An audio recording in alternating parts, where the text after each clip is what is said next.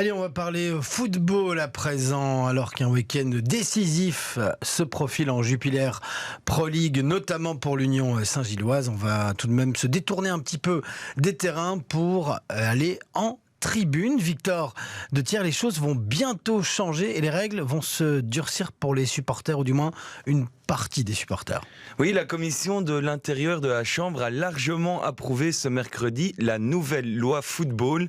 Elle prévoit d'appliquer une tolérance zéro absolue pour des infractions comme le racisme et la discrimination, l'utilisation illégale d'objets pyrotechniques dans les stades et les violences physiques. Cela passe aussi par une plus grande responsabilisation des organisateurs de matchs en instaurant une obligation de sensibilisation des supporters. Oui, et comme on l'a dit, au-delà de la sensibilisation, il y a aussi un durcissement des sanctions. Effectivement, un certain nombre de sanctions minimales et maximales à l'encontre des supporters qui ne respecteraient pas les règles sont revues à la hausse, comme une interdiction de stade pouvant être portée à 10 ans contre 5 actuellement.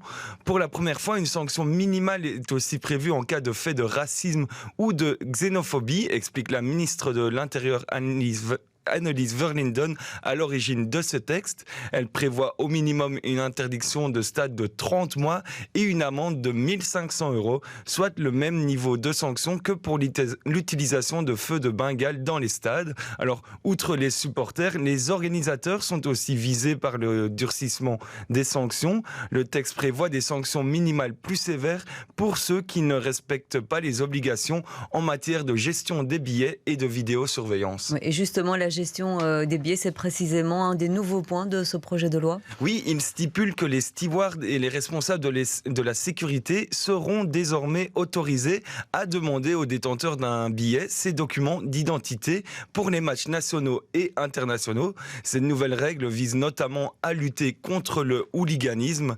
La ministre de l'Intérieur a d'ailleurs insisté sur le nécessaire échange d'informations sur les hooligans avec les pays voisins. Le projet de loi doit à présent être validé en séance plénière du Parlement avant son entrée en vigueur